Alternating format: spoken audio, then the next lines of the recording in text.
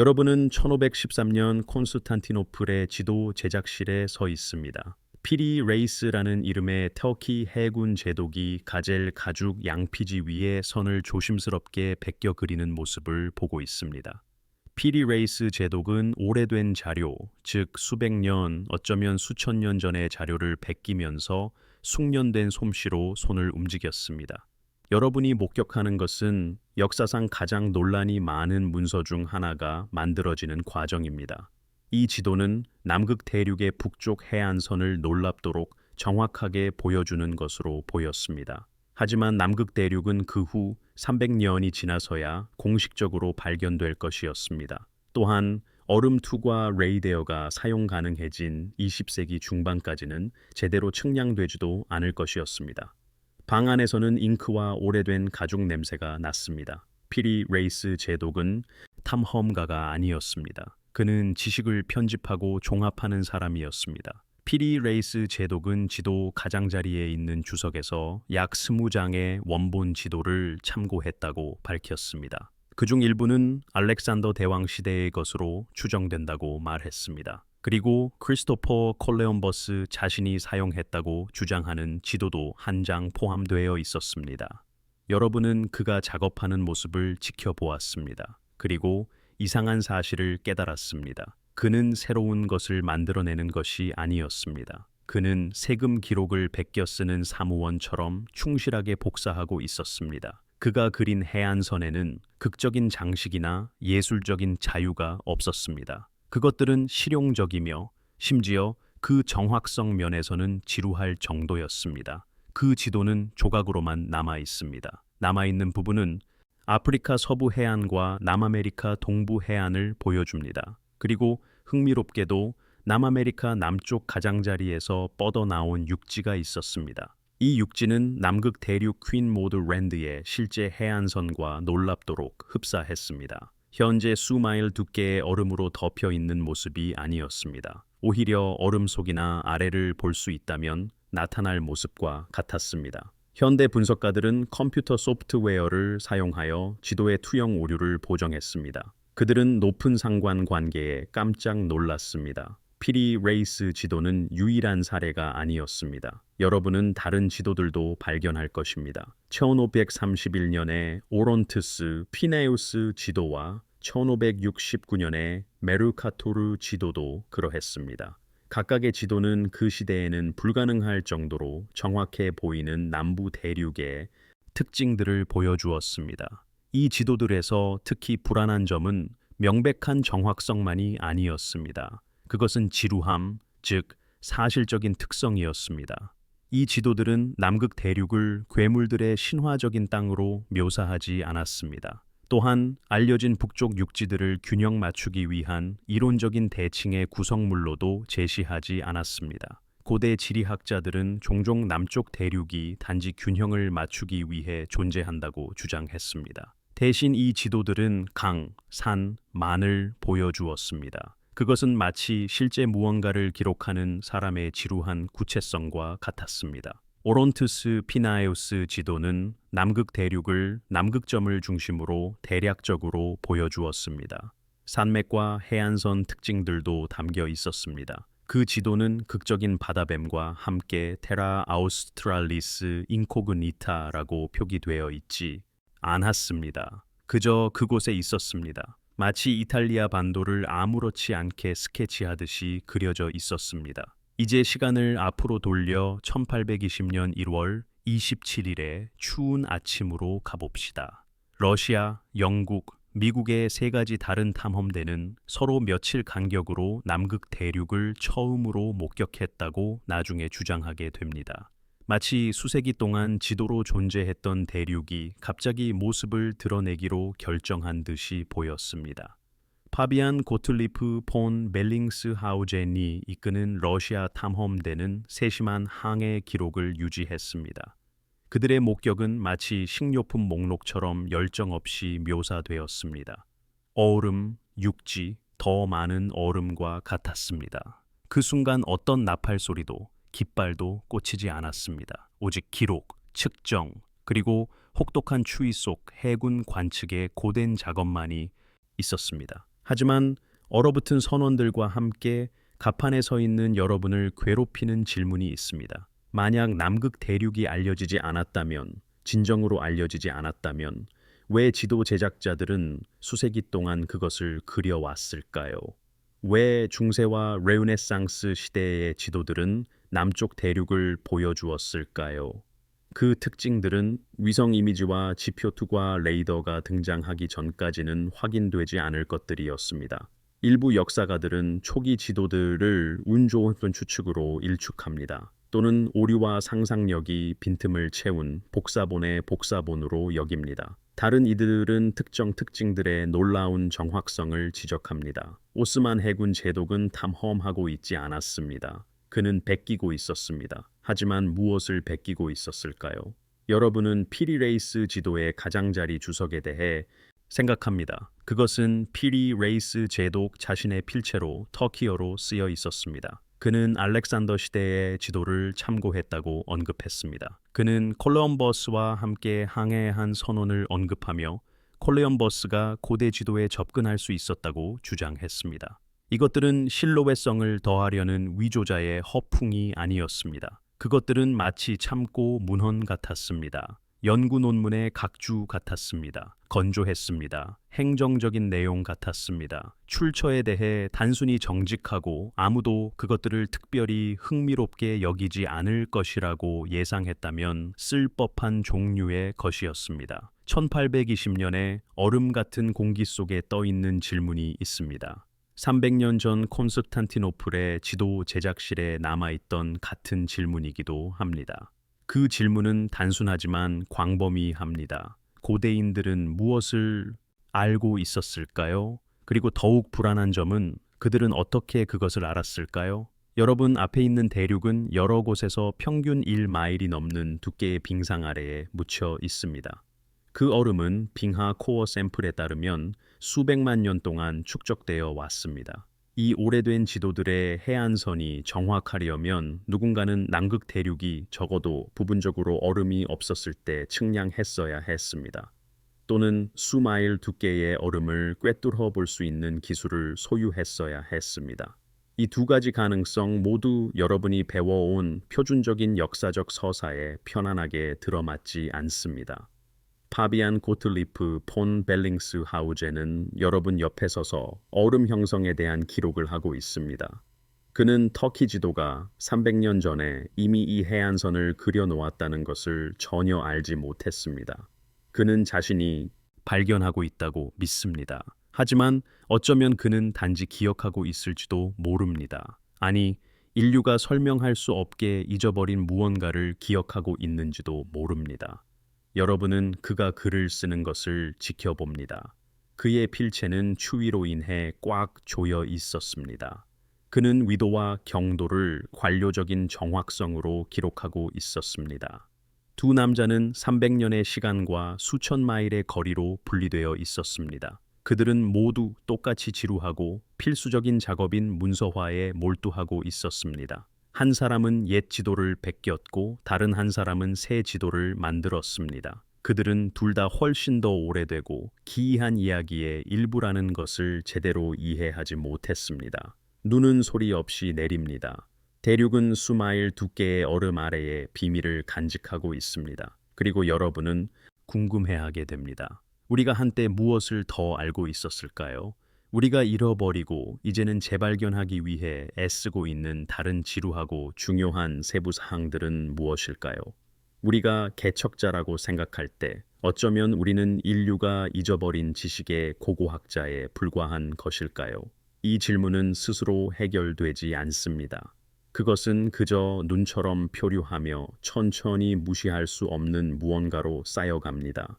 벨링스하우젠 탐험대는 계속해서 세계 일주를 합니다. 여러분은 그 탐험에 동참하여 탐험의 대부분을 차지하는 지루함을 경험합니다. 이것은 매일의 측정, 항해 일지 기록, 보급품 배급, 그리고 적대적인 환경에서의 장비 유지 보수로 이루어졌습니다. 이것이 남극 탐험의 현실입니다. 매일 극적인 발견이 일어나는 것이 아닙니다. 대부분은 생존과 기록을 위한 고된 작업일 뿐입니다. 여러분은 선원들이 사구에서 얼음을 떼어내는 것을 봅니다. 이 작업은 너무나도 자주 수행되어 근육 기억이 됩니다. 이것은 지루하지만 필수적인 의식입니다. 사구가 완전히 얼어붙으면 돛을 사용할 수 없게 되고 배는 움직일 수 없게 됩니다. 여러분이 경험하는 것은 남극 탐험을 다음 200년 동안 정의할 패턴의 확립입니다. 이는 어려움과 마지못한 계시의 패턴입니다. 남극은 자신의 정보를 쉽게 내주지 않습니다. 섬들을 연결하는 빙붕들의 집합이 아닌 대륙으로서의 남극 존재는 나중에야 확인됩니다. 이는 찰스 윌크스의 미합 중국 탐험대가 해안선을 충분히 지도화할 때까지 이루어지지 않습니다. 탐험은 1838년부터 1842년까지 진행되어 남극의 대륙적 규모를 확립했습니다. 윌크스는 대부분의 기록에 따르면 다루기 힘든 사람이었습니다. 그는 선원들에게 엄격했고 동료들과는 논쟁적이었습니다. 너무 인기가 없어서 그의 발견 주장은 여러 해 동안 논란이 되었습니다. 그러나 그의 지루하고 꼼꼼한 해안선 좌표 작성은 결국 정확함이 입증될 것입니다. 그는 매일 그곳에 있었기 때문에 지도를 만들었습니다. 그는 기기를 얼리고 손가락을 마비시키는 조건 속에서 측정을 수행했습니다. 이 초기 탐험들을 거치면서 여러분은 무언가를 발견합니다. 탐험가들이 보고한 것과 지도 제작자들이 이미 그려놓은 것 사이의 불일치입니다. 제임스 쿡은 1772년부터 1775년까지 남극을 일주했습니다. 그는 남극권을 여러 번 넘었지만 육지를 보지 못했습니다. 얼음과 날씨가 그에게서 대륙을 숨겼습니다.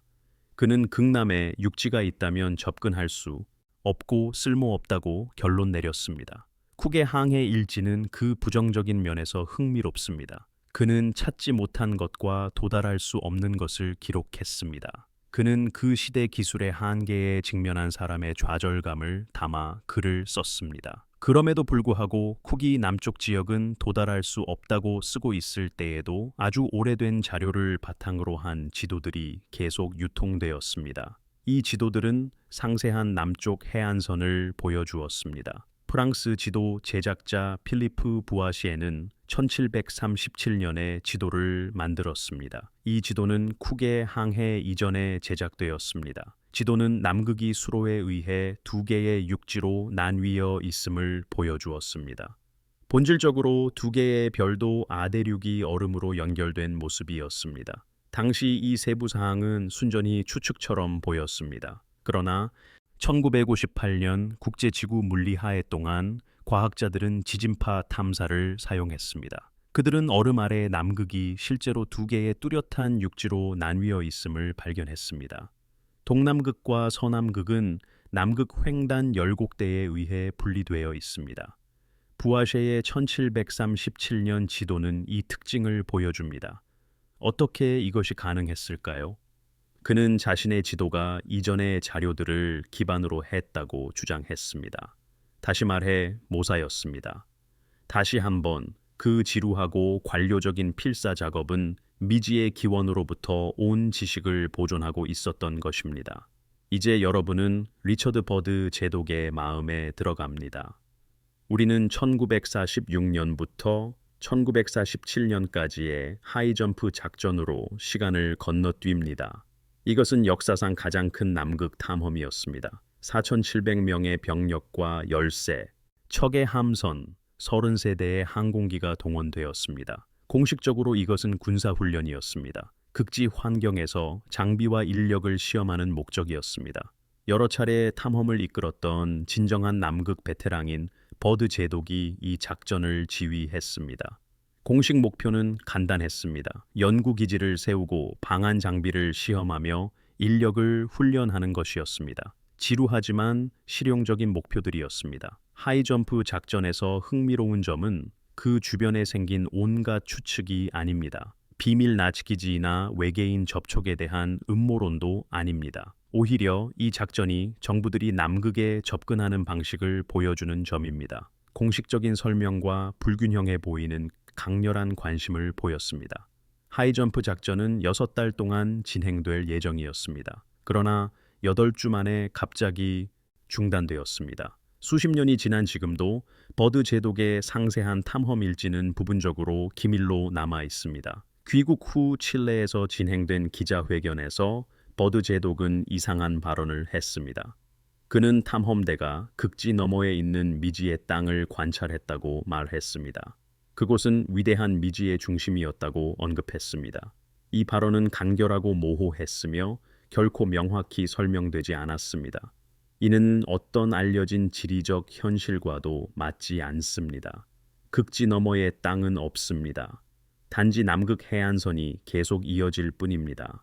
버드 제독은 비유적으로 말한 것일까요? 그는 오해를 받은 것일까요?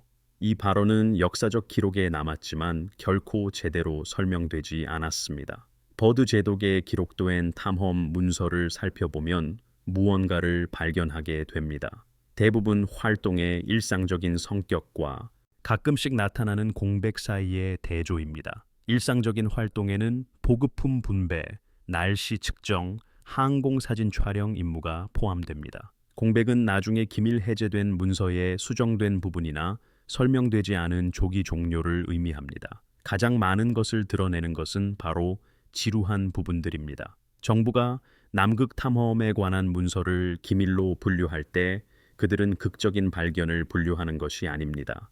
그들은 물류 세부 사항, 비행 경로, 지도 작성 좌표를 분류하고 있습니다.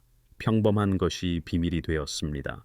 이것은 평범한 것 속에 누군가가 널리 알려지기를 원하지 않는 정보가 담겨 있음을 시사합니다. 이제 여러분은 1958년 국제지구물리회의 얼음 위에 서 있습니다. 이때 12개 국가가 협력적인 과학 연구를 위해 남극 전역에 60개 이상의 기지를 세웠습니다. 이는 변화를 의미합니다. 남극이 지루하고 체계적인 연구를 위한 실험실이 된 것입니다. 빙액이 시추됩니다. 지진 측정 값이 기록됩니다.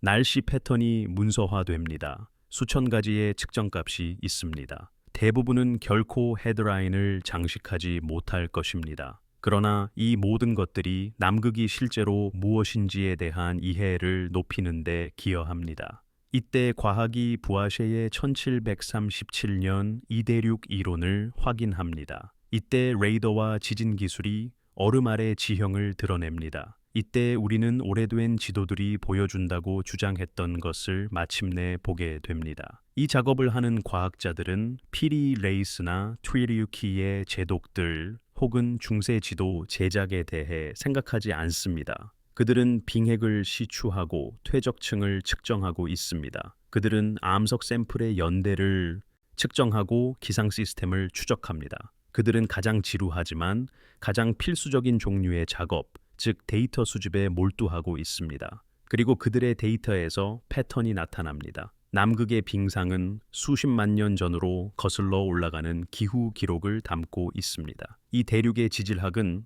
한때 남아메리카, 아프리카, 인도, 호주와 곤드와나의 일부로 연결되어 있었다는 것을 밝혀냅니다. 지루한 증거의 축적은 깊은 시간을 재구성하고 여러분이 아는 것과는 근본적으로 다른 행성을 보여줍니다.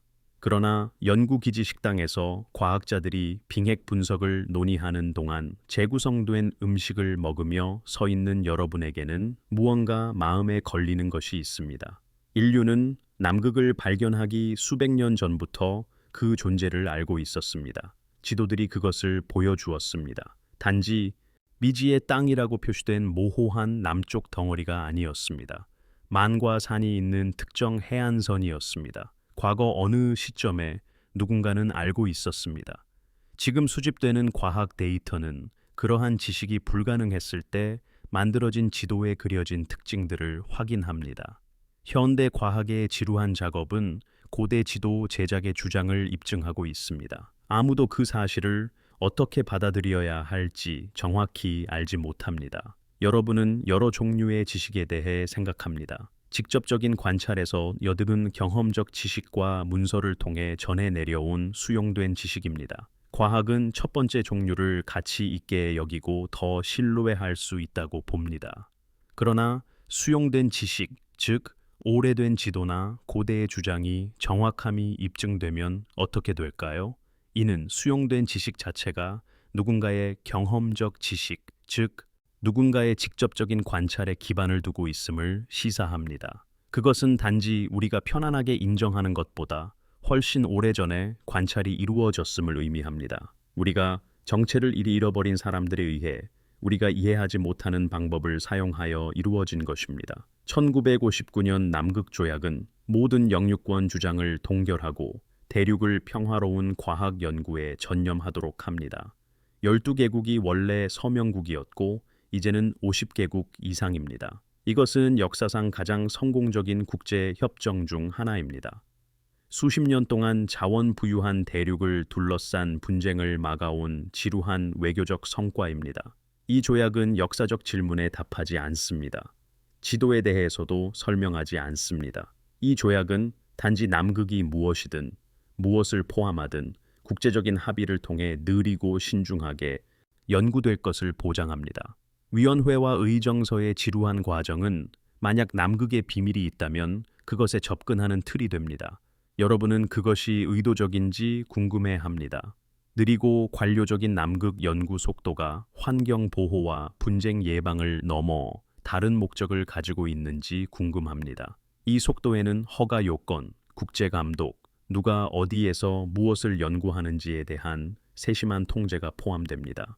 이 대륙은 현대 기술에도 불구하고 여전히 대부분 접근하기 어렵습니다. 약 4,000명만이 그곳에서 여름을 보내고 1,000명 미만이 겨울을 납니다. 국제조약과 지속적인 연구 프로그램의 대상임에도 불구하고 지구상에서 가장 적게 방문되는 곳 중 하나입니다. 남극을 둘러싼 지루한 행정 구조는 사실상 1820년 이전처럼 고립된 상태로 유지합니다. 추위 속에 서서 과학자들이 그들의 기구로 작업하는 것을 보면서 여러분은 깨닫습니다. 남극은 항상 우리 자신에 대해 알지 못하는 것을 비추는 인류의 거울이었다는 것을요. 고대 지도들은 우리가 한때 지금보다 더 많은 것을 알고 있었음을 시사합니다. 탐험의 힘든 역사는 각 지식이 얼마나 힘들게 얻어졌는지 보여줍니다. 현재의 국제적 틀은 이제 우리가 접근할 수 있는 대륙을 어떻게 해야 할지에 대한 우리의 불확실성을 보여줍니다. 이 모든 것 아래 얼음과 연구 기지, 그리고 조약들 아래에는 가능성이 있습니다. 남극이 우리가 비로소 물어야 할 질문들에 대한 답을 가지고 있다는 가능성입니다. 그 생각은 풀리지 않습니다. 그것은 대륙 자체처럼 그곳에 존재합니다. 현재하고 광대하며 우리가 최선을 다해 기록했음에도 불구하고 대부분 알려지지 않은 상태로 남아 있습니다. 여러분은 1947년 3월 워싱턴 DC에 있는 회의실에 앉아 있습니다. 리처드 E. 버드 제독은 방금 하이점프 작전에서 돌아왔습니다. 이 대규모 남극 탐험은 6달 동안 지속될 예정이었으나 8주 만에 갑자기 끝났습니다. 그는 브리핑을 하고 있으며 여러분은 그가 말하는 것과 더 중요하게는 그가 말하지 않는 것에 주의 깊게 귀를 기울입니다. 버드 제독은 신중한 사람이며 직업 해군 장교로서 공식 성명의 무게를 이해하는 인물입니다. 그는 또한 살아있는 거의 모든 사람보다 남극에서 더 많은 시간을 보냈습니다. 그의 첫 번째 탐험은 1928년부터 1930년까지 이루어졌습니다. 그때 그는 리틀 아메리카 기지를 세웠고 남극을 비행한 첫 번째 사람이 되었습니다. 브리핑은 대부분 여러분이 예상하는 그대로입니다. 극한의 추위에서의 장비 성능에 대한 기술 보고서가 있습니다.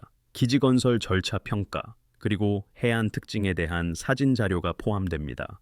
정부 보고서가 지루한 것과 마찬가지로 이것도 지루했습니다. 철저하고 상세하며 물류로 가득했습니다. 버드 제독은 남극 환경에서 항공기를 운용하는 어려움을 논의합니다. 다양한 유형의 방한 장비의 효율성과 드레이크 해협을 가로질러 보급선을 유지하는 어려움도 언급합니다. 이것들은 임무를 완수하는 전문 장교의 우려 사항입니다. 특이한 점은 없었습니다. 버드 제독은 우연히 어울리지 않는 무언가를 언급합니다. 그는 남극 횡단 산맥에서 발견된 막대한 석탄 매장지에 대해 말했습니다. 암석 지형이 광물 자원을 암시하는 지역에 대해서도 언급했습니다. 그는 미래의 자원 추출을 위한 남극 대륙의 전략적 중요성을 이야기했습니다.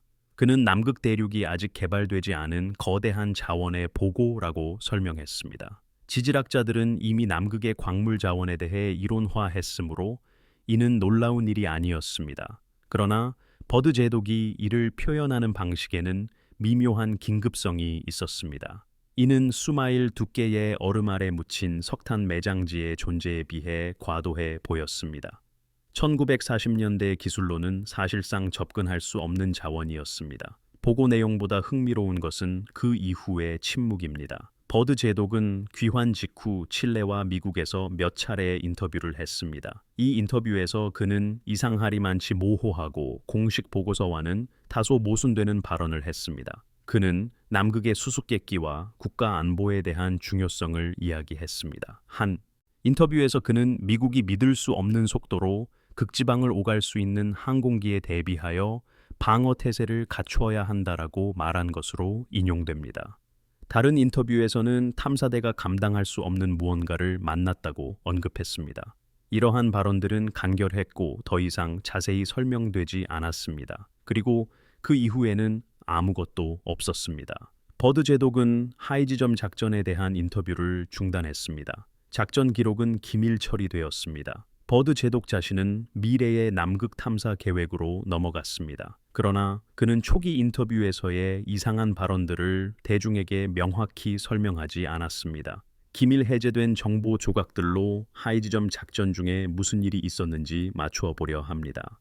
탐사대는 항공모함 한 척, 잠수함 한 척, 그리고 수상 비행기 지원함 2척을 포함하여 13척의 함선을 보유했습니다. 30세대의 항공기도 있었습니다. 거의 5,000명의 군인이 참여했습니다. 명시된 목표는 연구기지를 구축하고 장비를 시험하며 인력을 훈련하는 것이었습니다. 그러나 이러한 목표에 비해 규모는 과도해 보였습니다. 미 해군은 제2차 세계 대전을 막 마친 상태였습니다. 미 해군은 북대서양과 태평양에서 한랭지 작전 경험이 충분했습니다. 왜 하필 남극에서 이토록 거대한 작전을 펼쳤을까요?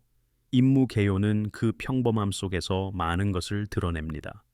공식적으로 제68 기동부대로 지정된 부대는 세 그룹으로 나뉘었습니다. 버드 제독이 직접 지휘하는 중앙그룹에는 기함인 미 해군함 마운트 올림푸스와 항공모함인 미 해군함 필리핀 해가 포함되었습니다. 동부그룹은 바셀만의 기지를 설립했습니다. 서부그룹은 로스해에서 작전을 수행했습니다.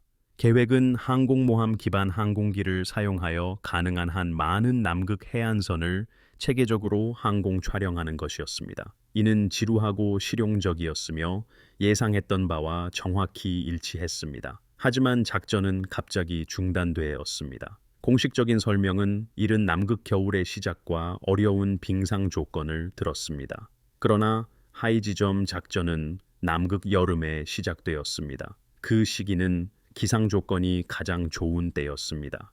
태양이 지지 않고 기온도 상대적으로 따뜻한 때였습니다. 남극에서는 상대적이라는 단어가 중요합니다. 탐사대는 1947년 1월 남극 여름이 막 시작될 때 도착했습니다. 그들은 2월에 떠났는데 겨울이 시작되기 훨씬 전이었습니다. 군사작전은 처음부터 계획에 포함된 예상 기상 조건 때문에 임무를 포기하는 경우가 보통은 없습니다. 사상자 보고서를 살펴봅니다. 하이지점 작전 중에 여러 명이 사망했습니다. 초기 단계의 사고로 몇 명, 필리핀 해함에 접근 중 항공기가 추락하여 1명, 수상 비행기가 함선의 돛대에 부딪혀 물에 추락하여 여러 명이 사망했습니다.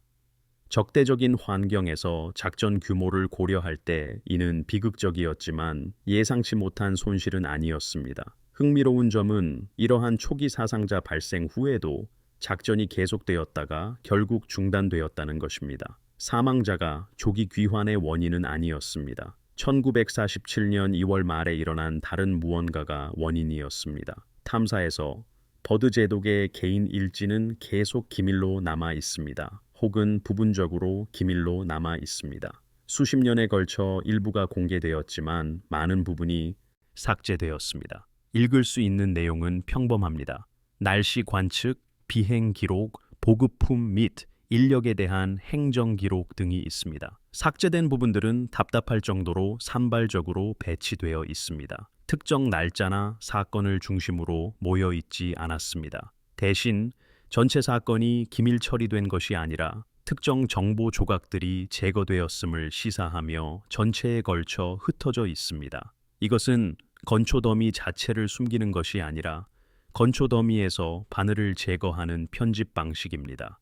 하이지점 작전 이후에도 버드 제독의 경력은 계속됩니다. 그는 1955년에서 1956년에 디프리즈 작전을 위해 남극으로 돌아왔습니다. 이는 국제지구 물리학의 해를 준비하기 위해 연구기지를 성공적으로 설립한 또 다른 대규모 탐사였습니다. 디프리즈 작전은 순조롭게 진행되었습니다. 목표를 달성했습니다. 조기에 중단되지 않았습니다. 이때 60대였던 버드 제독은 마지막으로 남극에 있었습니다. 그는 1957년에 사망했습니다. 이는 국제지구 물리학의 해가 시작될 무렵이었습니다.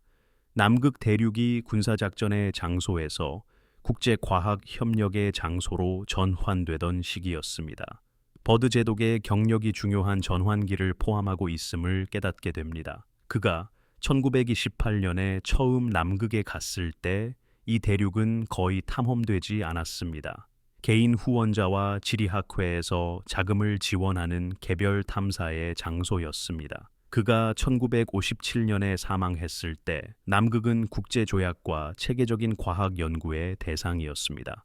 버드 제독은 이러한 전환에 참여했습니다. 그는 1940년대 남극 탐사의 군사화를 목격했습니다. 그리고 그것이 국제지구 물리학의 해외 과학적 틀, 그리고 결국 남극 조약으로 이어지는 것을 보았습니다. 하이지점 작전 이후 초기 인터뷰에서 버드 제독이 왜 그렇게 이상하게 말했는지 무엇을 보았을까요?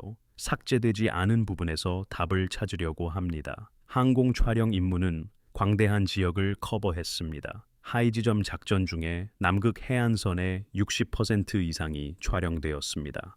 이는 현재까지 가장 포괄적인 남극 대륙 지도 제작을 보여주었습니다. 사진에는 산, 계곡, 얼음 지형, 노출된 암석면이 나타났습니다. 이전 탐사에서 시사했던 것보다 훨씬 더 다양한, 믿을 수 없을 정도로 복잡한 지형을 보여주었습니다.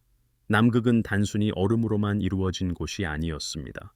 얼음 아래와 내부에는 로키 산맥에 필적하는 산맥이 있었습니다. 그랜드 캐년보다 더 깊은 계곡도 존재했습니다. 지구상의 다른 어떤 곳에서도 볼 수 없는 지질학적 특징들이 있었습니다. 일부 사진에는 이상한 점들이 나타났습니다. 얼음이 흰색이 아닌 푸른색으로 보이는 지역들이 있었습니다. 이는 특이한 광물 함량이거나 다른 결정 구조를 가진 고대 얼음을 암시했습니다. 이상하게 규칙적인 특징을 가진 산들도 있었습니다.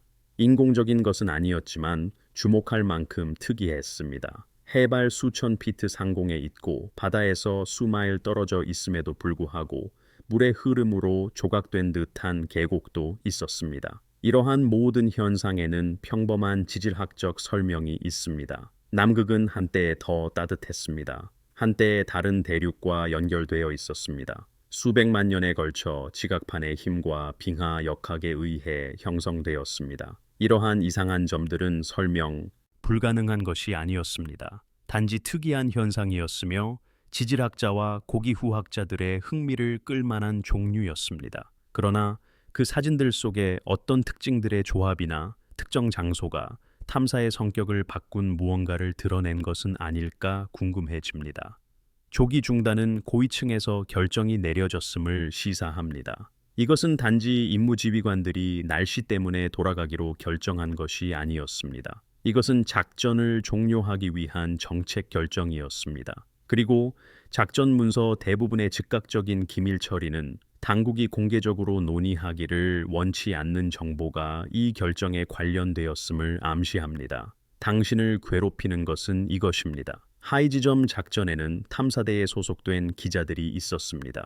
신문과 뉴스, 영화는 임무를 기록했습니다. 이 작전은 대중에게 공개되어 미국의 능력과 영향력을 보여주기 위한 것이었습니다. 그러나 조기 중단 이후 공개적인 기록은 멈춥니다. 기자들의 보도는 드물고 반복적이게 됩니다. 그들은 임무가 왜 그 시점에 끝났는지 논의하지 않고 기술적 성과에만 집중했습니다. 촬영된 수마일의 해안선이나 설립된 기지 같은 것들이었습니다. 마치 누군가가 선을 긋고 적어도 공개적으로는 여기까지라고 말한 것과 같았습니다. 지정학적 맥락을 생각해 봅니다. 1947년 세계는 전후 현실에 적응하고 있었습니다. 소련은 동맹국이 아닌 경쟁자가 되었습니다. 냉전은 아직 그렇게 불리지는 않았지만 시작되고 있었습니다. 두 초강대국 모두 영향력을 확대하고 능력을 시험하며 전략적 위치에 주둔지를 설립하고 있었습니다. 남극은 외딴 곳임에도 불구하고 전략적으로 중요합니다. 이곳은 가장 높고 건조하며 추운 대륙입니다. 그러나 잠재적 자원이 풍부하고 그곳에서 작전을 유지할 수 있는 누구에게나 군사기지로 유용한 미개척 영토이기도 합니다. 하이지점 작전은 적어도 부분적으로는 영토적 목적의 훈련이었을까요? 미국은 남극 영토를 공식적으로 주장한 적이 없었습니다. 그러나 주요 군사주도는 특정 종류의 실질적 주권을 확립합니다. 소련은 아직 남극에서 활동하지 않았습니다. 그들은 1956년까지 첫 기지를 설립하지 않을 것이었습니다. 그러나 아마도 하이지점 작전은 소련의 관심이 구체화되기 전에 미국의 존재를 확립하기 위한 것이었을 수 있습니다. 이것은 작전의 군사적 규모를 설명할 수 있습니다. 하지만 탐사대가 전략적 계산을 바꿀 무언가를 만나지 않았다면 조기 중단이나 버드 제독의 이상한 발언은 설명되지 않을 것입니다. 버드 제독의 후기 발언에서 행간을 읽게 됩니다. 1955년 디프리즈 작전에 대한 인터뷰에서 그는 하이지점 작전을 언급하지 않습니다. 대신 그는 남극의 과학적 가치에 대해 이야기합니다. 지구기후와 지질학적 역사를 이해하는 데 있어 남극의 중요성에 대해서도 말합니다.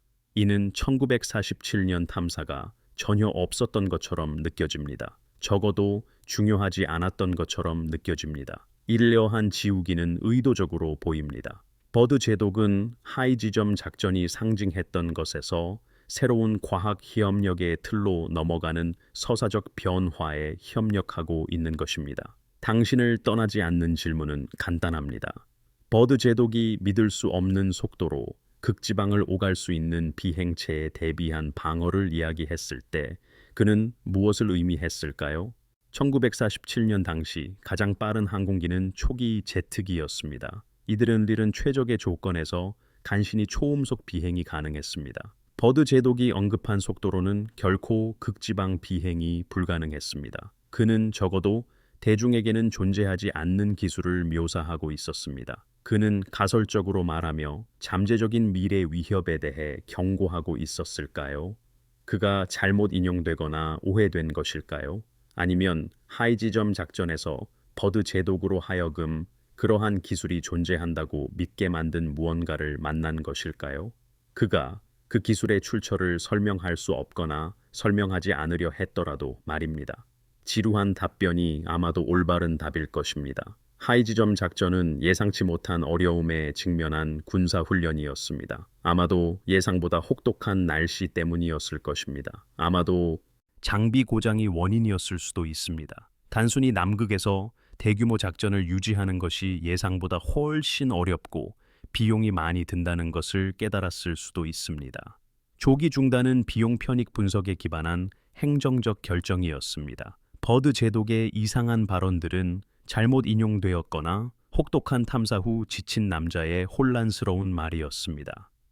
문서의 기밀 처리는 일상적인 냉전 시대의 비밀 유지였습니다. 정부가 군사 보급과 전략적 평가를 소련 정보기관으로부터 보호한 것입니다. 신비로운 것은 없었고 단지 관료적인 주의와 언론 왜곡의 지루한 현실일 뿐입니다.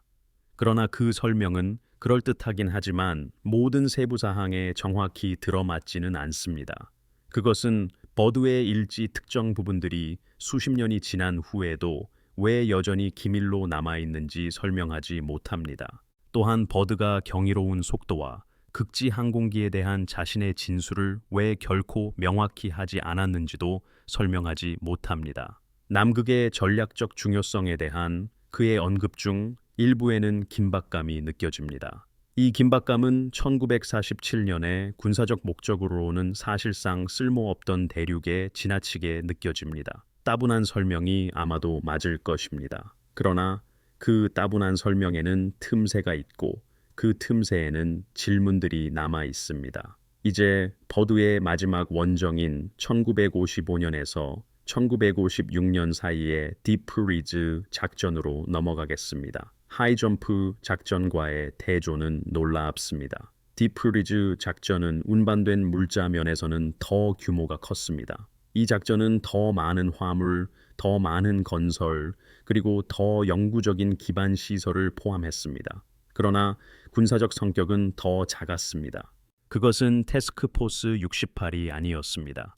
해군의 건설 프로젝트였습니다. 초점은 1년 내내 운영될 수 있는 기지를 건설하고 국제지구 물리학의 해에 필요한 기반 시설을 만드는 것이었습니다. 항공모함과 잠수함은 더 적었고 쇠빙선과 화물선은 더 많았습니다. 이 임무는 주로 군사적이라기보다는 과학적 작업을 위한 준비였습니다. 버드는 이제 나이가 들어 일상 업무에는 덜 적극적이었습니다. 그는 감독하고 조언했지만 젊은 장교들이 대부분의 실제 지휘 결정을 처리했습니다. 이 원정 중에 글을 보면 그는 1930년대의 활기찬 탐험가와 달라 보입니다. 심지어 1947년의 임무 지휘관과도 달랐습니다.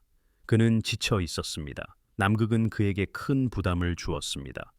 거의 30년에 걸친 여러 번의 원정은 각각 몇 달간의 극한 조건에서 이루어졌습니다. 그는 마땅히 쉴 자격을 얻었지만 다른 누구도 가지지 못한 지식을 축적하기도 했습니다. 그는 거의 모든 사람보다 대륙에서 더 많은 시간을 보냈습니다.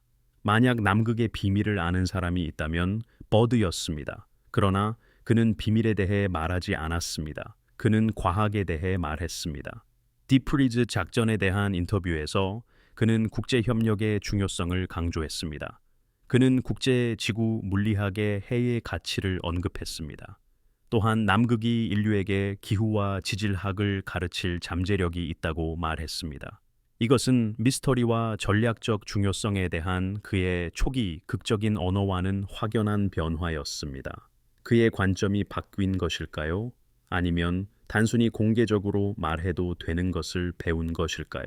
딥프리즈 작전은 여러 개의 연구 기지 건설에 성공했습니다. 로스 섬의 맥모도 기지와 남극점의 아문젠 스콧 기지입니다. 로스 빙붕에는 머드 기지가 세워졌습니다. 이 기지들은 모든 후속 미국의 남극 연구의 기반이 되었습니다.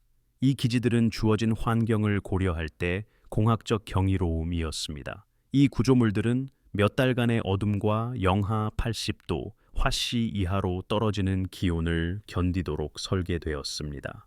시속 100마일을 초과하는 바람에도 견딜 수 있었습니다. 남극에서의 따분한 건설 작업은 엄청나게 어려웠습니다. 전문 장비와 신중한 계획이 필요했습니다. 모든 것은 선박이 해안에 닿을 수 있는 짧은 여름철 동안 운반되어야 했습니다. 모든 것은 아무도 야외에서 생존할 수 없는 겨울을 견딜 수 있도록 건설되어야 했습니다. 국제지구 물리학의 하에는 버드가 사망하기 불과 몇 달 전인 1957년 7월에 시작되었습니다. 12국가가 참여하여 남극 전역에 60개 이상의 기지를 설립했습니다. 이것은 진정으로 협력적인 노력이었습니다. 최근 전쟁을 벌였던 국가들의 과학자들이 함께 일했습니다. 그들은 데이터를 공유하고 연구를 조율했습니다. 국제지구 물리학의 해에는 남극의 변화를 상징했습니다. 남극은 국가적 원정과 영토적 야망의 장소에서 과학에 헌신하는 대륙으로 바뀌었습니다. 이것은 1959년의 남극 조약으로 절정에 달했습니다. 이 조약은 모든 영토 주장들을 동결하고 군사 활동을 금지했습니다. 남극을 평화로운 연구에 바치게 되었습니다. 당시는 군사적 관심에서 과학적 협력으로의 이러한 변화가 놀라울 정도로 빠르게 일어난다는 것을 깨닫습니다. 1947년의 하이점프 작전은 군사적이고 긴급하며 비밀스러웠습니다. 1955년의 딥퓨리즈 작전은 여전히 실행 면에서는 군사적이지만 목적은 과학적이었습니다. 1959년에 조약은 남극을 냉전 경쟁에서 완전히 제외시킵니다. 무엇이 변했을까요? 미국과 소련은 거의 모든 다른 영역에서 경쟁자였는데 왜 남극을 중립으로 유지하는 데 동의했을까요? 표준적인 역사적 설명은 과학적 협력과 환경적 우려를 강조합니다. 남극은 너무 가혹하고 외딴 곳이라 싸울 가치가 없습니다. 그것을 공유하는 것이 더 합리적입니다. 국제지구 물리학의 해에는 국제 협력의 가치를 보여주었습니다. 이 조약은 드문 냉전 성공 사례입니다. 국가들이 공통된 과학적 기회를 마주했을 때 협력할 수 있다는 증거였습니다. 이 설명은 조약이 지속되어 왔다는 사실에 의해 뒷받침됩니다. 조약은 놀랍도록 안정적이었고 더 많은 국가를 포함하도록 확대되었습니다. 또한 효과적으로 갈등을 예방해 왔습니다. 그러나 당신은 다른 층이 있을지 궁금해 합니다. 만약 하이점프 작전이 양대 강국이 경쟁보다 협력을 선호하게 만든 무언가를 발견했다면 어떨까요? 만약 버드가 보거나 겪었던 것이 무엇이든 남극에 신중하고 체계적으로 접근하는 것이 낫다는 점을 시사했다면 어떨까요? 국가적 야망보다는 국제적 감독이 더 나았다는 것입니다. 조약의 조항들은 그 구체성 때문에 흥미롭습니다. 군사 기지를 두지 않고 무기 실험도 금지됩니다. 합의 없이 자원을 채굴할 수 없습니다. 이것은 단지 남극을 비무장화하는 것이 아닙니다. 이 조약은 모든 중요한 활동이 투명하고 국제적으로 승인되도록 요구하는 틀을 만듭니다. 이러한 틀은 특정 종류의 연구를 어렵게 만듭니다. 이것은 비밀 원정을 불가능하게 만듭니다. 모든 사람이 누가 어디로 가고 무엇을 하는지 알 수 있습니다. 조약이 그것을 요구하기 때문입니다. 만약 남극이 모든 활동에 대한 완전한 국제적 인식을 가지고 천천히 신중하게 탐험되도록 보장하고 싶었다면 어떨까요? 국제지구 물리학의 해와 1959년 조약에서 나타난 것과 정확히 같은 틀을 만들었을 것입니다. 이것이 의도적인 것이었는지 아니면 단순히 과학적 협력의 자연스러운 결과였는지는 불분명합니다. 버드는 1957년 3월에 사망했습니다. 그가 평생 탐험했던 대륙이 이 새로운 단계로 전환되던 시기였습니다. 그의 부고 기사들은 그의 업적에 초점을 맞춥니다. 남극점 상공에서의 최초 비행과 여러 차례의 원정이 그것입니다. 그는 남극의 미국의 존재를 확립하는 대중교한 역할을 했습니다. 1947년의 이상한 발언들은 언급되지 않았습니다. 하이점프 작전은 각주로 처리됩니다. 그의 유산은 전적으로 탐험과 과학적 공헌, 즉 따분하지만 중요한 지도, 제작 및 연구, 작업 중심으로 구성되어 있습니다. 당신은 버드가 무덤까지 가져간 것을 생각합니다. 만약 그가 하이점프 작전 중에 그에게 충분히 걱정을 주어 그 모호한 발언을 하게 만든 무언가를 보았다면 그는 결코 그것을 공개적으로 명확히 하지 않았습니다. 만약 그가 직접적인 명령이나 미묘한 압력으로 침묵을 강요받았다면 그는 따랐습니다. 직업군인은 작전 보안을 이해합니다. 일부 정보는 사실이라 할지라도 공개적으로는 아무런 목적이 없다는 것을 이해합니다. 버드는 자신이 보거나 알았던 것이 국제적인 남극 과학 협력이라는 더 큰 목표보다 덜 중요하다고 판단했을 수도 있습니다. 아마도 아무것도 없었을 수도 있습니다. 아마도 하이점프는 보이는 그대로였을지도 모릅니다. 즉, 평범한 문제로 일찍 종료된 군사훈련이었을 것입니다. 그 임무의 문서는 일상적인 냉전의 이유로 기밀로 분류되었습니다. 어쩌면 그는 힘든 원정 후 인터뷰에서 몇 가지 이상한 발언을 하고 지나간 노년의 탐험가였을 수도 있습니다. 아마도 따분한 설명이 완전하고 충분할 것입니다. 버드가 말한 후의 침묵은 억압이 아니라 단순히 정상으로 돌아간 것이었을지도 모릅니다. 처음부터 드라마가 없었기 때문에 계속되는 드라마도 없었던 것입니다. 당신을 괴롭히는 것은 두 가지 설명 모두 가용한 증거에 부합한다는 점입니다. 신비로운 해석과 평범한 해석 모두 버드의 진술을 설명합니다. 하이점프, 작전의 조기 종료, 문서의 기밀 분류, 국제 협력으로의 전환 모두 설명됩니다. 당신은 공개적으로 알려진 것만으로는 그 둘을 구별할 수 없습니다. 진실은 기밀로 분류되었을 수도 있습니다.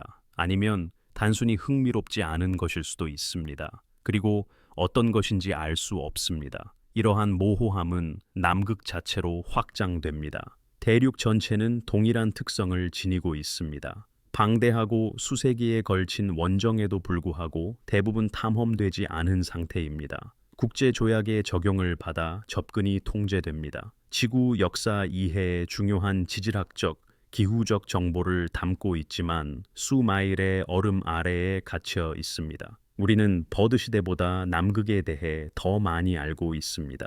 16세기의 지도 제작자들보다는 확실히 더 많이 알고 있습니다. 그러나 우리는 여전히 우리가 모르는 것을 모릅니다. 위성 매핑은 얼음 아래의 지형을 드러냈습니다. 아무도 인간의 눈으로 본 적 없는 산맥과 계곡을 보여줍니다. 빙하 코어는 수십만 년 전으로 거슬러 올라가는 기후 데이터를 제공했습니다. 그러나 남극의 넓은 지역은 여전히 방문되지 않고 지상에서 지도화되지 않은 채 남아 있습니다. 원격 감지를 통해서만 알려져 있습니다.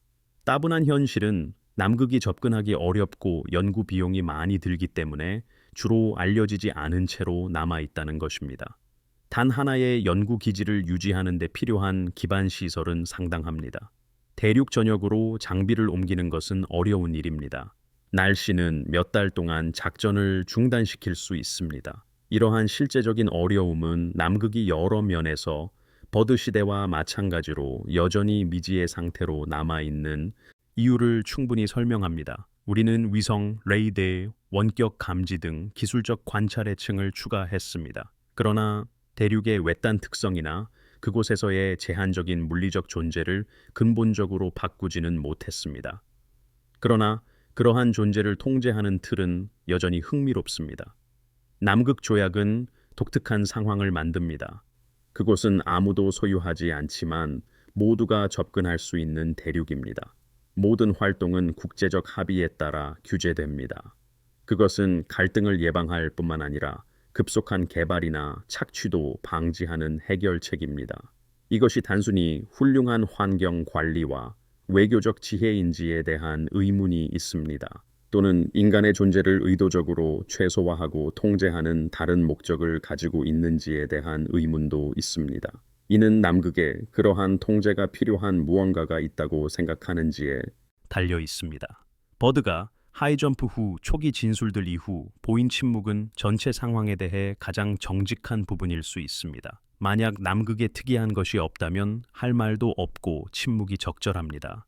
만약 남극에 특이한 것이 있다면 당국이 공개적으로 논의되어서는 안 된다고 결정한 무언가가 있다면 어떨까요? 그렇다면 침묵은 적절합니다. 심지어 필요하기까지 합니다. 침묵은 어떤 결론도 가리키지 않습니다. 그것은 단지 그곳에 존재합니다. 대륙 자체처럼 말입니다. 현재 존재하며 방대합니다. 그리고 당신이 가져오는 것에 따라 해석됩니다. 당신은 따분하지만 불안한 가능성에 직면합니다. 남극의 진실이 억압되는 것이 아니라는 가능성입니다. 그것은 단순히 모호하고 부분적이며 얼음과 분류 속에 갇혀 있어 확실성을 불가능하게 만듭니다. 버드는 짧고 모호하게 말했습니다. 그리고 그는 침묵했습니다. 대륙은 차갑고 거대하게 남아 있습니다.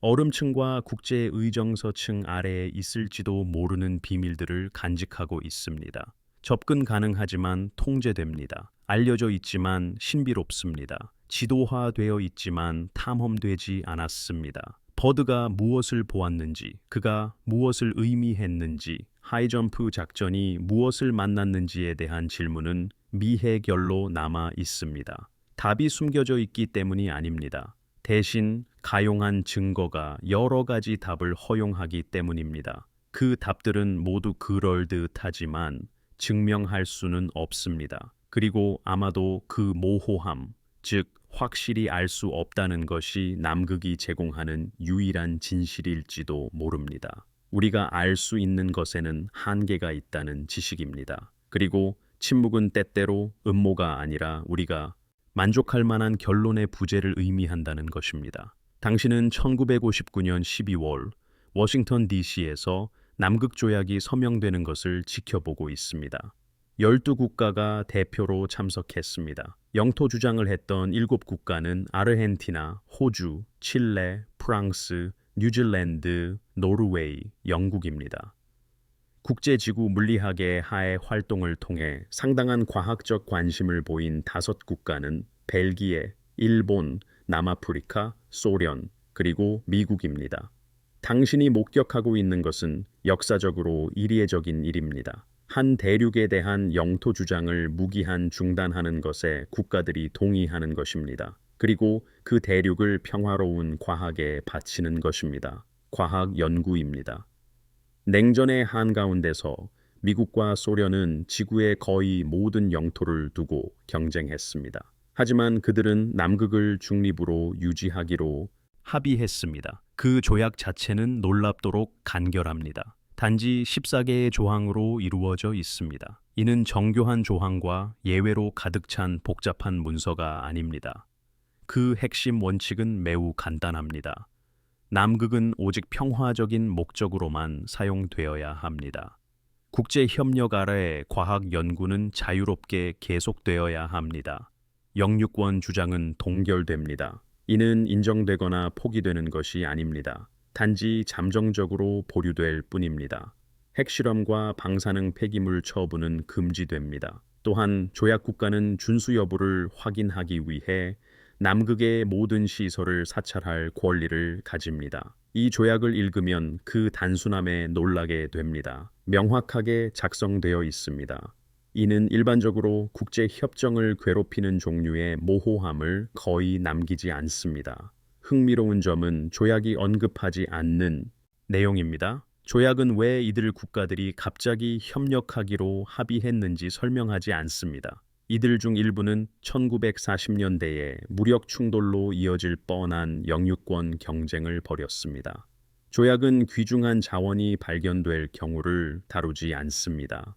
예를 들어 석유, 광물 등 남극을 단순히 과학적 가치뿐 아니라 경제적으로도 가치 있게 만들 수 있는 모든 것입니다. 조약은 군사기지와 무기 실험 금지를 넘어 평화적 목적이 무엇을 의미하는지 명시하지 않습니다. 군사 요원이 과학 연구를 수행할 수 있을까요? 이중 용도 기술이 사용될 수 있을까요? 조약의 단순성은 추후의 합의와 의정서를 통해 해결되어야 할 모호성을 만들어냅니다. 이 조약을 탄생시킨 지정학적 상황을 생각해 보십시오. 1959년 냉전은 심화되고 있었습니다. 소련은 서방을 충격에 빠뜨린 기술력을 과시하며 스푸트니크를 발사했습니다.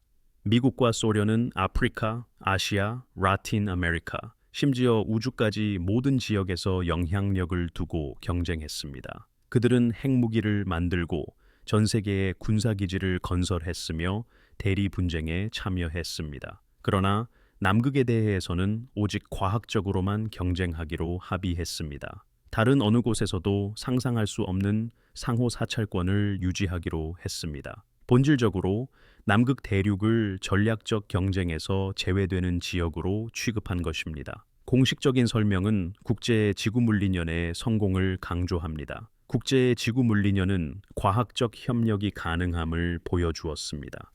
국가들은 정치적 의견이 달라도 시설과 데이터를 공유할 수 있었습니다.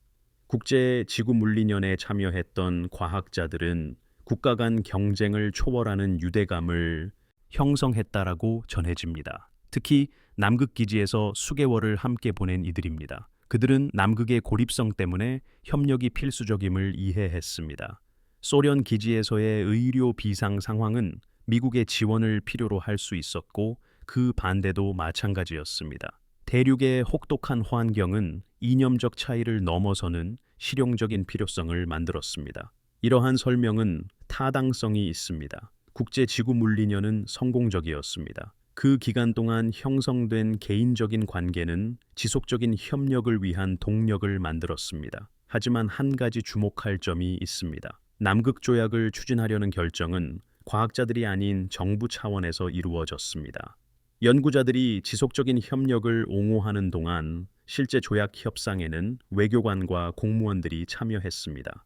이들은 동시에 다른 곳에서 냉전 경쟁에 참여하고 있었습니다. 그들은 유럽을 요새화하고 중동에서 영향력을 다투며 서로에게 겨냥한 미사일 시스템을 구축하던 시기였습니다. 그런데 왜 남극의 중립에 동의했을까요? 한 가지 실용적인 답변은 자원 접근성과 관련이 있습니다. 1959년 당시 남극의 자원은 어떤 것이든 완전히 접근 불가능했습니다. 대륙은 너무 멀리 떨어져 있고 너무 혹독하며 개발 비용이 너무 많이 듭니다. 수마일 두께의 얼음 아래에 있는 석유는 다른 곳의 일반 유전보다 추출 비용이 훨씬 더 비쌉니다. 빙하 아래 묻힌 광물은 수익성 있게 채굴할 수 없다면 가치가 없습니다. 따라서 남극 자원을 개발하지 않기로 동의하는 것은 아무런 비용도 들지 않았습니다. 어차피 이를 개발할 기술 자체가 존재하지 않았습니다. 조약의 자원 조항은 관대해 보이지만 1959년의 기술적 맥락에서는 본질적으로 무의미했습니다. 하지만 조약은 단순히 자원 주장을 동결하는 것을 넘어섭니다. 영유권 주장 또한 동결시켰습니다. 이는 더욱 중요합니다. 아르헨티나, 칠레, 영국과 같은 국가들은 남극 반도 지역의 영유권 주장이 중복되었습니다. 이러한 주장은 발견, 탐험, 그리고 연구기지 설립에 기반을 두었습니다. 그것들은 경솔한 것이 아니었습니다. 투자 및 존재로 뒷받침되었습니다. 주장국들은 자신들의 주장이 인정될지 알 수 없는 채 무기한으로 이를 보류하기로 합의했습니다. 이는 그들이 경쟁하는 주장이 잠재적으로 분쟁으로 이어지는 대안이 집단적 포기보다 더 나쁘다고 믿었음을 시사합니다. 사찰 조항을 좀 더 자세히 살펴보십시오. 7조는 모든 조약 당사국에게 옵저버를 지정할 권리를 부여합니다. 옵저버는 남극의 모든 시설, 장비, 인력을 언제든지 사찰할 수 있습니다. 이는 탁월한 수준의 투명성입니다. 군비 통제 협정이 수십 년 동안 달성하기 어려웠던 종류의 상호 사찰입니다. 남극에서는 이것이 기본 조약에 포함되어 있습니다. 냉전 기간 동안 국가들이 왜 그렇게 포괄적인 사찰권에 동의했을까요? 일반적인 답변은 사찰이 신뢰를 구축하고 준수를 보장한다는 것입니다. 모든 사람이 다른 사람의 행동을 볼 수 있다면 어느 누구도 군사기지를 건설하거나 무기를 실험하여 조약을 은밀히 위반할 수 없습니다. 이는 환경 및 비무장화 목표에 타당합니다. 그러나 이는 남극에서의 모든 연구가 본질적으로 공개된다는 의미이기도 합니다. 다른 국가들이 모르게 비밀 탐험, 비밀 작전 또는 기밀 연구 프로그램을 가질 수는 없습니다. 조약은 남극에서 누가 무엇을 하는지에 대한 완전한 투명성을 만듭니다. 이러한 투명성은 국제 협력의 승리이거나 매우 효과적인 통제 메커니즘입니다. 이는 당신의 관점에 따라 다릅니다. 만약 남극이 평화롭고 과학에 집중되도록 보장하는 것이 목표라면 상호 사찰은 이상적입니다. 만약 남극에서 발견된 특이한 모든 것이 모든 주요 강대국에게 알려지도록 하는 것이 목표라면 상호 사찰은 그 목적에도 부합합니다. 이는 가장 먼저 발견한 국가에게 이점을 주기보다는 모두에게 알려지도록 보장합니다. 조약의 구조는 어떤 단일 국가도 남극 발견을 독점하는 것을 막습니다. 그것이 무엇이든 말입니다. 조약이 적용 범위의 북쪽 경계를 신중하게 정의하지 않는다는 것을 알 수 있습니다. 6조는 조약이 남위 60도 선상 남쪽 지역에 적용된다고 명시합니다. 여기에는 모든 빙붕이 포함됩니다. 그러나 빙붕의 북쪽 한계나 얼음 아래 특징에 대해서는 의도적으로 언급하지 않습니다. 이러한 모호성은 나중에 보충 협정을 통해 명확화될 필요가 있습니다. 그러나 1959년에는 조약의 범위가 다소 모호하다는 의미였습니다. 이것은 육지와 얼음만을 다루는 것일까요? 아니면 주변 해양도 포함될까요? 남극해 아래 해저는 어떨까요? 이러한 질문들은 원래 조약에서 답을 얻지 못했습니다. 전 세계 탐험의 맥락을 고려하면 조약의 시점은 흥미롭습니다. 1959년에 인류는 깊은 해구를 탐험하기 시작했습니다. 달 착륙까지는 몇 년이 남았고 이전에는 접근할 수 없었던 환경을 연구하는 기술을 개발 중이었습니다. 남극조약은 극한 환경을 탐험하는 인류의 능력이 극적으로 확장되던 시기에 협상되었습니다. 이는 발견될 수 있는 모든 것의 완전한 범위가 알려지기 전에 조약이 규칙을 제정하는 것과 같습니다. 아직 이루어지지 않은 발견을 어떻게 처리할지에 대한 선제적인 합의였던 것입니다. 이러한 선제적인 특성은 조약의 지속성으로 이어집니다. 원래 서명국들은 어떤 기술이 개발될지 알 수 없었습니다. 어떤 자원이 접근 가능해지고 어떤 정치적 변화가 일어날지도 몰랐습니다. 하지만 그들은 추가 사항을 수용할 수 있을 만큼 유연한 틀을 만들었습니다. 유엔 회원국이라면 누구나 조약에 가입할 수 있습니다. 또한 충분히 안정적이어서 지속될 수 있었습니다. 조약은 30년 후에 검토될 수 있지만 만료일은 없습니다. 이는 서명국들이 평화적 사용, 과학적 협력, 동결된 영유권 주장과 같은 핵심 원칙들이 무기한으로 지속되어야 한다고 믿었음을 시사합니다. 변화하는 상황과는 관계없이 말입니다. 1959년에 남극이 무엇을 의미했는지 생각해 보십시오. 그곳은 마지막으로 진정으로 탐험되지 않은 대륙이었습니다. 원주민이 없는 유일한 육지이며 지구상에서 가장 춥고 가장 높고 가장 건조한 곳이었습니다.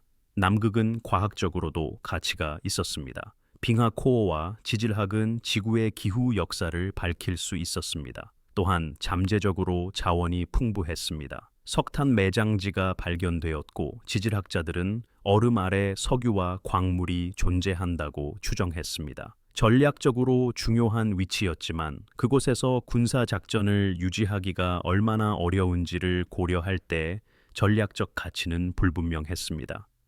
다시 말해 1959년의 남극은 미지의 상태였습니다. 그 가치는 실제라기보다는 잠재적이었습니다. 조약은 이러한 불확실성을 고정하고 국가들이 남극이 무엇을 포함하거나 될 수 있는지에 대한 추측에 따라 행동하는 것을 막습니다.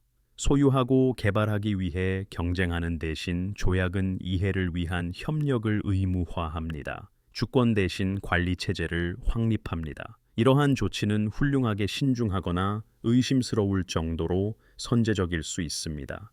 이는 남극에 선제적으로 통제할 가치가 있는 무언가가 있다고 의심할 이유가 있었는지에 달려 있습니다. 조약 협상 자체는 놀랍도록 순조로웠습니다. 12가의 국가는 1959년 10월부터 12월까지 워싱턴에서 회의를 가졌습니다. 그들은 경쟁하는 이해관계와 주장을 가졌음에도 불구하고 단 60번의 회의 만에 합의에 도달했습니다. 덜 논쟁적인 주제에 대한 국제 협상도 수년이 걸리거나 완전히 실패한 경우가 많습니다. 남극 조약은 3달 만에 체결되었습니다. 이러한 효율성은 뛰어난 외교적 기술 또는 협상 당사자들 사이에 합의가 필요하다는 공동의 이해를 시사합니다. 즉, 남극 거버넌스에 대한 합의 실패가 모든 당사국이 피하고 싶어 하는 결과로 이어질 것이라는 이해였습니다. 그들이 피하고자 했던 결과는 무엇이었을까요? 명백한 답변은 영유권 분쟁, 규제되지 않은 활동으로 인한 환경 피해였습니다. 또한 국가들이 협력하지 않을 경우 놓칠 수 있는 과학적 기회였습니다. 이것들은 조약의 충분한 이유가 됩니다. 그러나 조약의 조항은 이러한 목표를 달성하기 위해 엄격히 필요한 것 이상으로 나아간다는 점을 알 수 있습니다. 예를 들어 군사 호활동에 대한 완전한 금지는 영유권 분쟁으로 인한 무력 충돌을 막는 데 필요한 것보다 더 절대적입니다. 상호 사찰 체제는 비무장화 준수를 보장하는 데 필요한 것보다 더 포괄적입니다. 조약은 남극 활동에 대한 규칙뿐만 아니라 그 활동에 대한 완전한 투명성을 위한 틀을 만듭니다. 이러한 틀은 내구성이 있음을 증명했습니다. 후속 협정들은 남극 조약을 기반으로 발전했습니다. 1972년에 남극 물범 보존 협약이 있습니다. 1980년에 남극 해양생물 자원 보존 협약이 있습니다. 그리고 1991년에 환경보호 의정서가 있습니다. 이들 각각은 원래 조약에서 자세히 다루지 않은 특정 문제들을 다룹니다. 이들을 합쳐 남극조약 체제라고 부릅니다. 이는 평화적 사용과 국제협력이라는 핵심 원칙을 유지하면서 변화하는 상황에 적응해온 진화하는 틀입니다. 놀라운 점은 이 체제가 주요 지정학적 변화를 견뎌냈다는 것입니다. 냉전이 끝나고 소련이 해체되었으며 새로운 강대국들이 등장했고 세계 정세는 변화했습니다. 그러나 남극조약 체제는 그 근본적인 면에서 변함없이 지속되었습니다. 다른 곳에서 경쟁하거나 갈등하는 국가들도 남극에서는 협력합니다. 조약은 단순히 살아남은 것이 아닙니다. 오히려 확대되었습니다. 원래 12가의 서명국에서 50가의 이상의 국가가 현재 당사국으로 참여하고 있습니다. 있는 조약이 특정 지정학적 순간을 초월하는 이익을 제공한다는 것을 시사합니다. 또한 인류가 남극에 접근해야 하는 방식에 대한 근본적인 무엇인가를 다루고 있습니다. 그 근본적인 것은 무엇일까요? 일반적인 답변은 환경 보호와 과학적 가치입니다. 남극은 독특하며 생태계는 연약합니다. 과학적 중요성 또한 막대하므로 국제협력은 타당합니다. 이는 사실이지만 불완전한 설명입니다. 많은 환경이 독특하고 과학적으로 중요하지만 포괄적인 국제조약을 이끌어내지는 못했습니다. 아마존 열대우림, 심해, 대기 모두 중요하고 가치 있습니다. 하지만 이 모든 것은 남극과는 달리 국가 주권과 상업적 개발의 대상이 됩니다. 남극을 다르게 만드는 것은 환경적 또는 과학적 가치만이 아닙니다. 남극을 통치하기 위해 만들어진 특정한 틀 때문입니다. 남극 조약이 다른 곳에서는 재현되지 않은 모델을 만들었다는 것을 알게 될 것입니다. 1979년의 달 조약은 우주를 위해 비슷한 시도를 했습니다. 달과 다른 천체를 인류의 공동유산으로 선언했지만 대부분의 우주 탐사국들은 이를 비준하기를 거부했습니다. 해양법 조약은 국가 관할권 밖의 해양 지역에 대한 국제적 통치를 수립합니다. 그러나 이는 여전히 자원 개발을 허용하며 논란의 여지가 있었습니다. 오직 남극만이 진정한 협력과 준수를 통해 포괄적인 국제적 통치를 달성했습니다. 다른 지구촌 공동 자원들이 어려움을 겪는 동안 남극은 왜 성공했을까요? 한 가지 답은 접근성입니다. 남극은 도달하기 매우 어려워서 상당한 자원을 가진 국가들만이 그곳에서 활동을 유지할 수 있습니다. 이는 관련 행위자의 수를 제한하고 협력을 더 쉽게 조율합니다. 또 다른 답은 가치입니다. 남극의 자원은 너무나 접근하기 어려워서 국가들은 보존과 연구를 위해 개발을 포기할 여유가 있습니다. 세 번째 답은 시기입니다. 이 조약은 상업적 이익이 확고히 자리 잡기 전에 체결되었습니다. 개발 패턴이 확립되기 전 대륙이 주로 경제 자원이 아닌 과학적 개척지로 여겨지던 때였습니다. 이러한 답변들은 부분적으로는 옳지만 부분적으로는 만족스럽지 않습니다. 그들은 협력이 가능했던 이유는 설명하지만 경쟁보다 협력을 선택한 이유는 설명하지 못합니다. 남극에 도달할 자원을 가진 국가들은 또한 이를 위해 경쟁할 자원도 가지고 있습니다. 접근 불가능한 자원들은 기술이 발전함에 따라 접근 가능해집니다. 조약은 그러한 전환을 통해 지속되어야 할 것입니다. 그리고 시기는 기회만 설명할 뿐 동기는 설명하지 못합니다. 12개 최초 서명국이 경쟁보다 협력을 선택한 동기는 어떤 면에서는 여전히 미스터리입니다. 당신은 서명식을 지켜봅니다. 12개의 국가의 대표자들이 펜을 들어 자국을 전례 없는 형태의 국제 통치에 헌신합니다. 이 의식은 형식적이고 외교적이며 국가 행사가 지루한 것과 마찬가지로 지루합니다. 평화와 과학, 국제 협력에 대한 연설이 있습니다. 후대를 위한 사진 촬영도 이루어집니다. 드라마도 갈등도 없으며 현명한 외교 외에 다른 어떤 일도 일어나지 않는다는 암시도 없습니다. 행사의 지루한 절차적 성격은 그 특이한 본질을 감춥니다. 국가들은 설득력 있는 이유 없이는 일반적으로 영토 주장을 포기하거나 상호 검사에 동의하지 않습니다. 남극 조약은 그러한 설득력 있는 이유들이 존재했음을 시사합니다. 비록 그것들이 공개적으로 명확히 밝혀지지 않았더라도 말입니다. 그 이유가 무엇이었는지는 조약 자체의 우아한 단순성으로는 답할 수 없는 질문으로 남아 있습니다. 순전히 과학적이고 외교적인 것이었는지 아니면 그 이상의 것이었는지는 여전히 의문입니다. 그것은 단지 틀을 만들고 당신에게 무엇이 그것을 필요하게 만들었는지 궁금해하게 합니다. 남극조약은 모든 12개 최초 서명국의 비준을 거쳐 1961년 6월 23일에 발효됩니다. 그 순간부터 남극은 독특한 형태의 국제 통치 아래 운영됩니다. 당신은 1960년대 내내 조약의 이행 과정을 지켜보며 그것이 얼마나 지루한지 주목할 것입니다. 바로 그것이 핵심입니다. 연구기지들은 계속 운영되고 원정대는 작업을 수행하며 국가들은 서로의 시설을 검사합니다. 그리고 어떤 갈등도 발생하지 않습니다.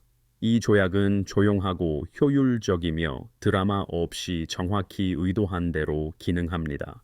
하지만 이 지루한 효율성 자체가 놀랍습니다. 조약이 무엇을 막았는지 생각해 봅시다.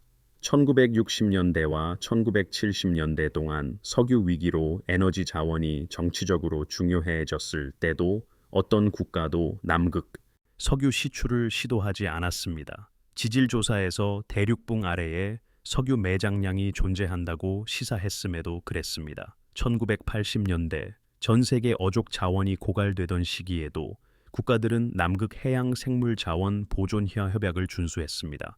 수익성 높은 어장에서 어획량을 제한하는 경우에도 말입니다. 1990년대 광업 기술이 이론적으로 남극 광물에 접근할 수 있었을 때도 국가들은 모든 광물 자원 활동을 무기한 금지하는 환경의정서에 동의했습니다.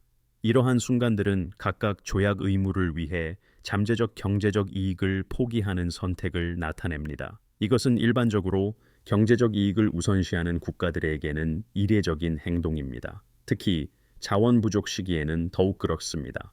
남극 조약 체제는 국가들이 개발과 경쟁 대신 협력과 자제를 일관되게 선택하는 상황을 만들었습니다. 이는 조약이 남극에 대한 국가들의 생각을 성공적으로 바꾸었음을 시사합니다. 또는 개발 비용이 이익보다 진정으로 더 크거나 국가들이 단기적 경제 이득보다 더 중요한 이익을 제공하는 합의를 위반하게 될 것임을 인식하고 있음을 시사합니다.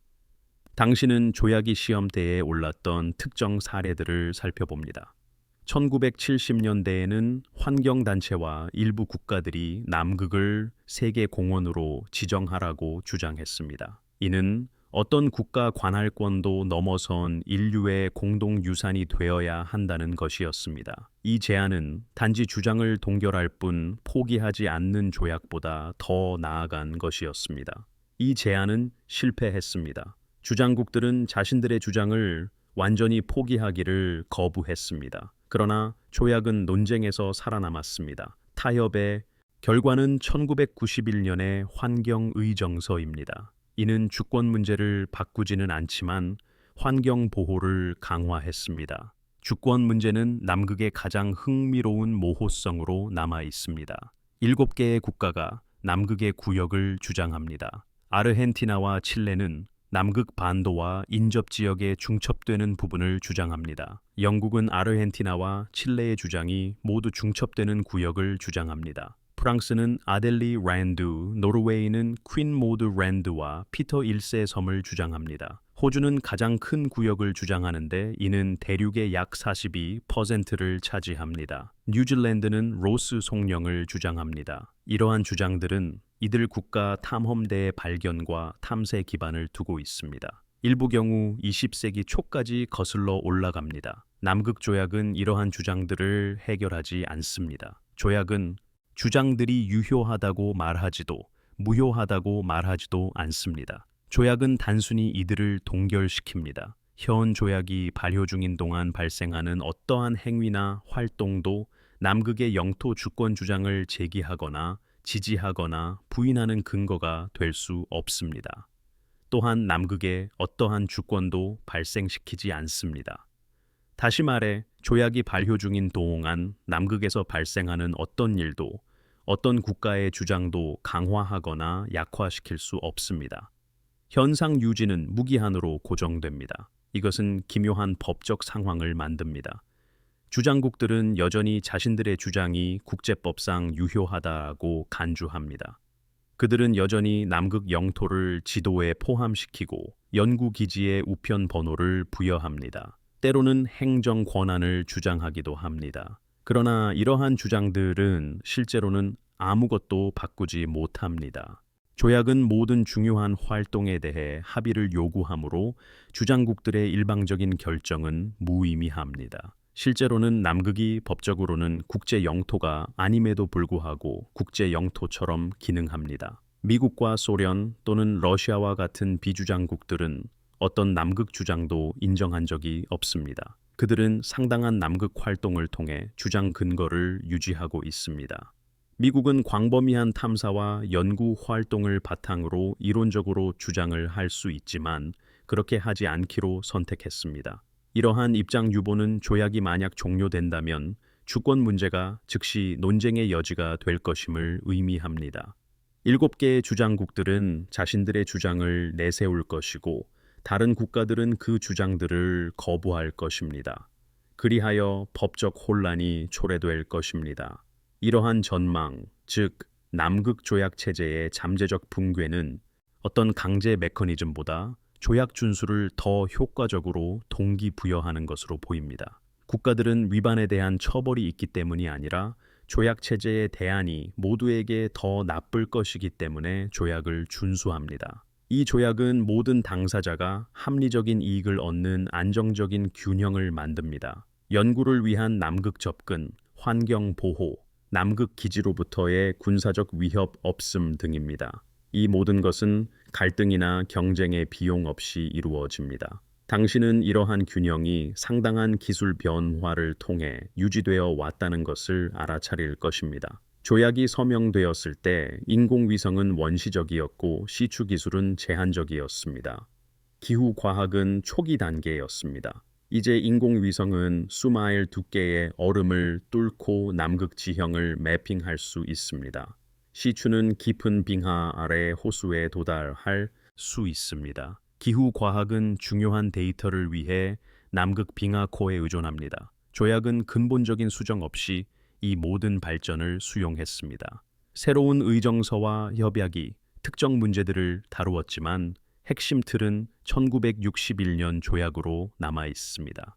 이러한 적응성은 조약의 저자들이 의도했든 아니든 놀랍도록 유연한 무언가를 만들었음을 시사합니다. 또는 1959년에 조약을 필요하게 만들었던 모든 상황이 오늘날에도 여전히 유효하다라는 것을 시사합니다. 기술적인 변화들, 즉 남극에 접근하고 개발할 수 있는 우리의 능력이 증가했음에도 불구하고 근본적인 계산은 변하지 않았습니다. 협력이 경쟁보다 모든 당사자에게 더 유익하다는 것입니다. 당신은 새로운 국가들이 조약에 가입하기를 원할 때 어떤 일이 발생하는지 살펴봅니다. 어떤 유엔 회원국이든 남극 조약에 가입할 수 있습니다. 그러나 회원 자격에는 두 가지 등급이 있습니다. 협의 당사국과 비협의 당사국입니다. 남극에서 상당한 과학 연구 활동을 보여주는 국가인 협의 당사국은 의사결정에 참여합니다. 비협의 당사국은 조약 의무에 구속되지만 거버넌스에는 참여하지 않습니다. 이는 국가들이 남극 연구 프로그램을 설립하도록 장려하여 국제적 존재감과 감독을 증가시킵니다. 협의 당사국 요건은 남극 거버넌스에서 목소리를 내려면 실제적인 헌신이 필요하다는 것을 의미합니다. 단순히 조약에 서명하고 요구만 할 수는 없습니다. 기지를 설립하고 연구를 수행하며 연중상주하거나 최소한 정기적인 탐험을 유지해야 합니다. 현재 협의 당사국은 최초 12개 국가에서 29개 국가로 늘어났습니다. 이 국가들은 전 세계 인구와 경제 활동의 상당 부분을 차지합니다. 조약 체제의 확장은 남극 거버넌스가 점점 더 광범위한 국제적 합의를 포함함을 의미합니다. 흥미로운 점은 협의 당사국들이 누구인지입니다. 모든 주요 강대국, 즉 미국, 러시아, 중국을 포함합니다. 여러 유럽 국가들과 영토 주장이 있거나 남극에 인접한 남미 국가들도 있습니다. 지리적 연결은 없지만 중요한 과학 프로그램을 가진 아시아 국가들도 포함됩니다. 일본, 한국, 인도와 같은 국가들입니다. 폴란드와 핀란드와 같은 소규모 국가들도 있습니다. 이러한 다양성은 남극 연구가 다양한 정치 체제, 경제 상황 및 지리적 위치에서 가치 있게 평가되고 있음을 시사합니다. 국가들은 즉각적인 경제적 이득을 위해서가 아니라 과학적 명성, 외교적 영향력 및 지구 환경 거버넌스 참여를 위해 남극 프로그램에 투자합니다. 이것은 당신을 동기부여의 질문으로 되돌립니다. 국가들은 왜 어렵고 비싼 남극 연구 프로그램에 투자할까요? 기후 데이터, 독특한 생태계, 지질 연구 등 과학적 가치는 실제합니다. 그러나 그것이 비용을 정당화하기에 충분할까요? 가장 큰 남극 연구 시설은 운영에 연간 약 2억 달러가 소요됩니다. 다른 국가들의 프로그램 역시 비슷하게 비용이 많이 듭니다. 이러한 프로그램들은 궁극적으로 즉각적인 실질적 적용이 없는 연구에 대한 상당한 약속입니다. 만약 그 가치가 단지 과학적인 것에만 국한되지 않는다면 어떨까요? 남극 조약 시스템에 참여하는 것이 연구 논문이나 환경 보호 이상의 혜택을 제공한다면 말입니다. 기후 과학이나 해양 생물학을 초월하는 이유로 남극 거버넌스에 대한 발언권을 갖는 것이 중요하다고 보는 어쩌면 암묵적인 이해가 있다면 말입니다. 협의 당사국들의 확대는 더 많은 국가들이 남극 개입이 가치 있다고 판단했음을 시사합니다. 이는 과학적 가치가 증가했거나 다른 가치들이 인식되었음을 의미합니다. 다른 가치들이 무엇일지 생각해 볼 수 있습니다. 전략적 위치를 생각해 볼 수 있습니다. 남극은 남방우 해상 항로를 내려다보고 있습니다. 그러나 해상 운송로와의 거리가 전략적 중요성을 제한합니다. 자원 잠재력도 있습니다. 얼음 속에 석유, 광물, 담수가 있습니다. 이 모든 것은 현재 접근하기 어렵지만 미래에는 잠재적으로 가치가 있을 수 있습니다. 환경 관리 측면에서 국제적 협력에 대한 의지를 보여주는 것입니다. 성공적인 국제 거버넌스 시스템에 참여함으로써 외교적 영향력을 가질 수 있습니다. 이 모든 것들은 남극 개입에 대한 타당한 동기를 제공합니다. 어쩌면 더 근본적인 이유가 있을지도 모릅니다. 남극은 지구상에서 마지막으로 진정으로 알려지지 않은 장소 중 하나입니다. 수십 년간의 연구에도 불구하고 대륙의 상당 부분은 지상에서 탐사되지 않은 상태로 남아 있습니다. 위성 지도는 얼음 아래 지형을 드러냈습니다. 그러나 우리는 그 대부분을 실제로 방문하지 않았습니다. 수마일 뒤개의 얼음 아래에서 발견된 빙하 및 호수들은 여전히 시료 채취가 이루어지지 않고 있습니다. 이는 호수에 시추하면 오염 위험이 있기 때문입니다. 위성 이미지 외에는 어떤 인간도 보지 못한 산맥 전체가 존재합니다. 남극은 다른 어떤 대륙도 그러하지 않은 방식으로 미지의 상태로 남아 있습니다. 이러한 미지의 상태는 그 자체로 가치가 있을 수 있습니다. 거의 모든 장소가 매핑되고 사진 촬영되며 인터넷을 통해 접근 가능한 세상입니다. 이러한 세상에서 남극은 미스터리를 간직하고 있습니다. 이곳은 여전히 발견이 가능한 곳입니다. 미지의 것이 역사적 호기심이 아닌 현재의 현실로 존재하는 곳입니다. 남극 조약 시스템은 급속한 개발이나 발전을 방지하여 이러한 미지의 상태를 보존합니다. 남극의 과학적 발견, 자원적 부유함 또는 단순히 광활한 빈 공간이 무엇이든 간에 국제적인 감독하에 천천히 그리고 신중하게 접근되도록 보장합니다. 이러한 보존이 의도적이든 우발적이든 이는 조약 시스템의 실질적인 효과입니다. 혹독한 조건, 제한된 접근성, 국제적 거버넌스, 그리고 규제 제한의 조합은 남극에서 인간의 존재가 최소한으로 유지된다는 것을 의미합니다. 우리는 기지를 건설하고 연구를 수행하며 중요한 발견을 했습니다. 그러나 대륙을 근본적으로 바꾸지는 못했습니다. 2026년의 남극은 1959년의 남극과 분명히 같은 장소입니다. 여전히 춥고 외떨어져 있으며 대체로 탐사되지 않은 상태입니다. 국가 주권보다는 국제적 합의에 의해 통치되고 있습니다. 남극 조약 시스템의 지루한 성공은 다른 곳에서의 엄청난 변화에도 불구하고 현 상태를 유지했다는 점입니다. 세상은 도시화되고 산업화되고 디지털화되었으며 세계화되었습니다. 그러나 남극은 여전히 독립적으로 남아 있습니다. 1959년에 확립된 원칙에 따라 통치되고 있습니다. 군사력이나 경제적 이익보다는 집단적 합의로 보존되고 있습니다. 이러한 성공은 국제 협력의 승리일 수 있습니다. 이는 국가들이 원할 때 함께 협력할 수 있음을 증명합니다. 또는 모든 당사국이 남극에 대한 무언가를 인식하고 있다는 증거일 수도 있습니다. 그것은 보존을 개발보다 더 가치 있게 만듭니다. 현재 이용 가능한 증거로는 어떤 해석이 옳은지 판단할 수 없습니다.